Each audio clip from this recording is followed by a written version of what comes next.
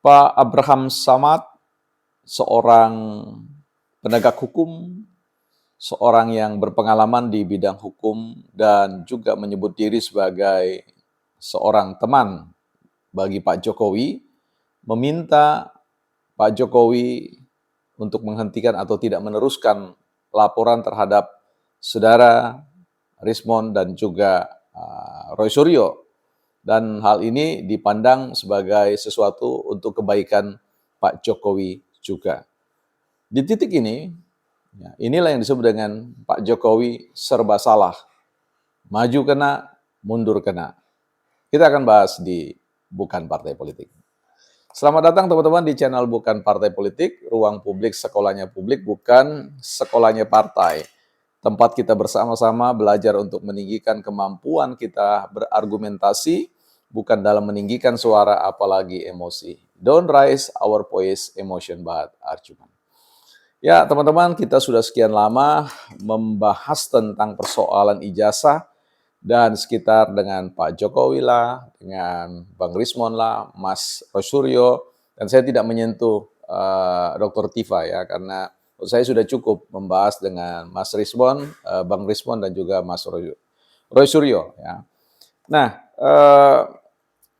kita atau saya sudah beberapa kali di beberapa akun saya, di beberapa postingan sebelumnya sudah mengatakan untuk Bang Rismon segera menghentikan ya sepak terjang dalam konteks ya pembuktian yang mengatasnamakan demi kebenaran ilmiah yang menurut saya ya jauh dari kesan sebagai orang yang juga berkecimpung di dunia penelitian dalam beberapa dekade.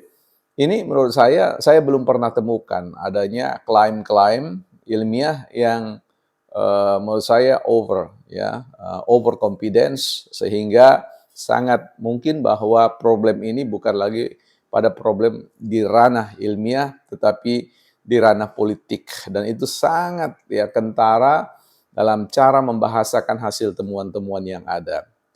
Nanti saya akan buatkan satu ya konten khusus yang mendukung ya, ini ada konten yang saya akan buat untuk mendukung analisisnya Bang Rismon, tapi nanti tidak saya masukkan di dalam ini, tetapi nanti di postingan berikutnya. Sekarang saya mau bahas tentang persoalan Pak Abraham Samad yang menurut saya sebagai seorang penegak hukum, sebagai seorang yang lama berkecimpung di dunia hukum, ini menurut saya ya tidak salah dalam konteks meminta Pak Jokowi sebagai teman, ya orang yang katakanlah bagian dari expert di bidang hukum, memberikan pandangan-pandangan terkait dengan masa depan Pak Jokowi ya, sebagai orang yang sangat mungkin tidak akan dikenang ya menurut beliau ketika melakukan sign quote ya kriminalisasi. Jadi beliau memandang kalau Pak Jokowi ini melakukan pelaporan, maka itu masuk dalam konteks yang dilihat pada perspektif kriminalisasi ya terhadap kelompok-kelompok atau orang-orang masyarakat yang mau mencari kebenaran ilmiah. Nah, di sini saya tidak sepakat dengan Pak Abraham Samad dalam konteks melihat masalah seperti ini ya, bahwa kebenaran ilmiah itu tidak dicari di lapangan hukum ya. Kebenaran ilmiah itu ya sebagaimana yang maksud saya diminta oleh Bang Rismon untuk menghadirkan ya kebenaran ilmiah ya, bahkan dalam konteks di ranah hukum pun sekalipun itu akan ditempuh dan sebagainya.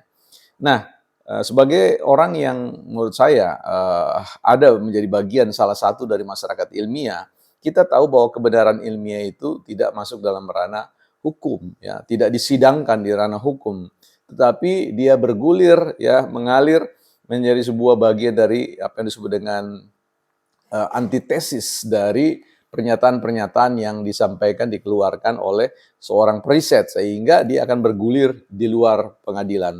Apa yang terjadi pada Pak Jokowi itu bukan bicara soal pembuktian kebenaran.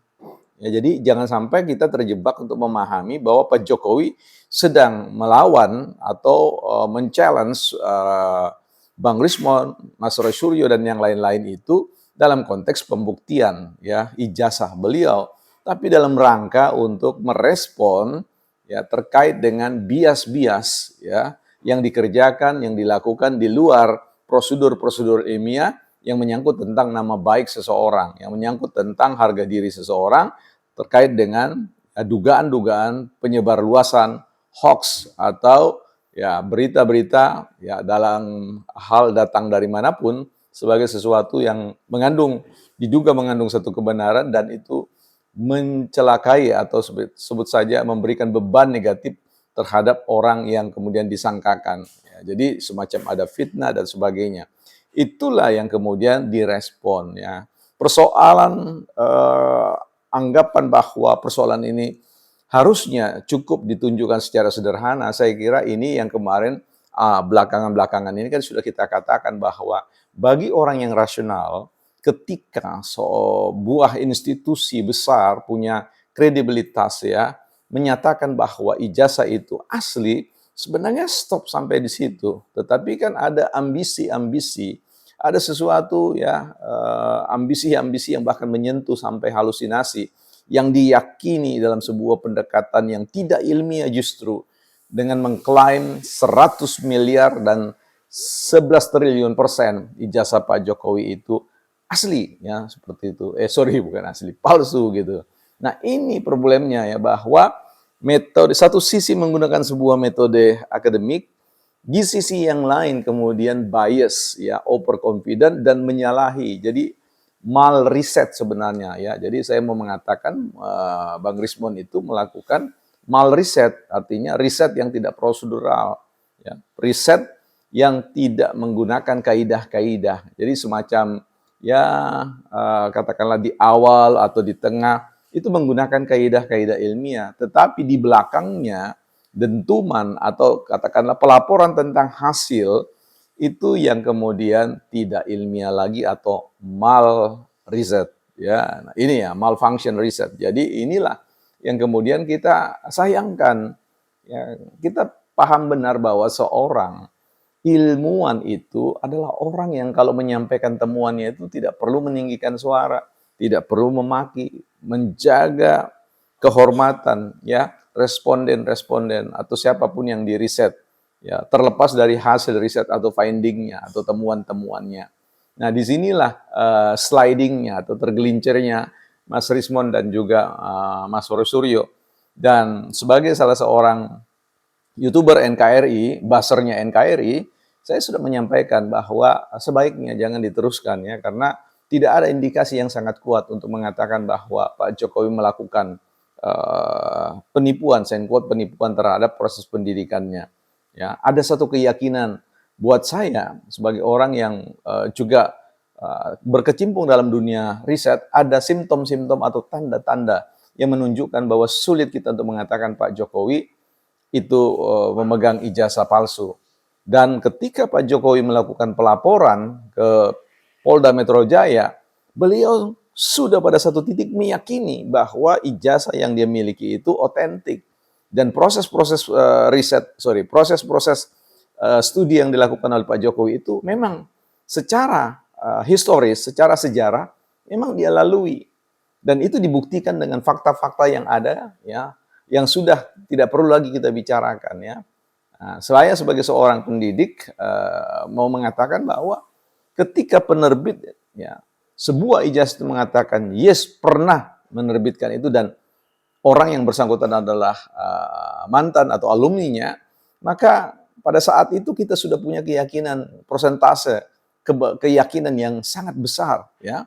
Nah, bahwa itu punya ada potensial ada kekeliruan atau ada skandal itu sangat mungkin, tapi menurut saya itu 0, sekian saja ya keyakinan saya terhadap adanya penyimpangan-penyimpangan proses-proses itu banyak sekali kalau mau kita rentet satu dengan satu ya. Ini akan menjadi sesuatu cerita yang sangat lain. Di bagian akhir ini saya mau mengatakan bahwa kita tidak juga bisa secara tidak adil ya Pak Abraham Samad untuk mengatakan bahwa orang yang sedang menggunakan haknya itu kemudian kita kait-kaitkan dengan persoalan bahwa masyarakat ya tidak akan mengenang Pak Jokowi karena melakukan proses pelaporan. Yang harapan beliau kalau Pak Jokowi pada akhirnya tetap melaksanakannya, ya harapannya pada Polda Metro Jaya untuk tidak memproses itu. Nah, ini justru menimbulkan penguatan pada keyakinan publik bahwa loh, berarti memang dalam pengalaman sebagai seorang penegak hukum dan juga para penggiat hukum, ya, di titik itu, ya, Pak Abraham Samad tidak yakin bahwa Rismond dan Roy Suryo ini akan menang dalam pengadilan itu. Sehingga beliau menyampaikan dalam bingkai kriminalisasi. Nah, saya kira ini yang tidak terlalu perlu cepat-cepat untuk disimpulkan bahwa apa yang dilakukan oleh Pak Jokowi semacam suatu pembungkaman terhadap suara-suara yang kritis, ya. Nah, saya kira yang menurut saya itu bukan pembungkaman pada suara-suara yang kritis, tapi pembungkaman atau penghentian terhadap suara-suara yang krisis, ya. Krisis itu artinya ada banyak di situ, krisis metodologis, ya, atau metode-metode, krisis apa yang disebut dengan kesantunan di dalam berorasi atau bernarasi, dan tentu banyak lagi, ya, yang bisa kita ungkap. Tetapi di poin ini saya mau mengatakan bahwa ya ketika Pak Jokowi sudah turun gunung, harapannya memang sebenarnya ada semacam upaya untuk menghentikan. Tapi sekali lagi ini tidak mungkin dihentikan. Nah, semuanya berniat baik, ya silakan saja, ya. Nah, jadi saya tidak yakin yang dipersoalkan Pak Jokowi itu adalah persoalan ijazahnya, tapi persoalan cara-cara Rismond, cara-cara Roy Suryo, cara-cara kelompok-kelompok tertentu yang memang mendesain, by design, untuk melakukan pelemahan-pelemahan, membawa persoalan ini, persoalan keilmuan, menuju proses apa yang disebut dengan proses politik. Dan juga harapannya memang kita lihat dalam narasi-narasi yang berkelanjutan itu, bagaimana menghabisi, quote, menghabisi terah Jokowi.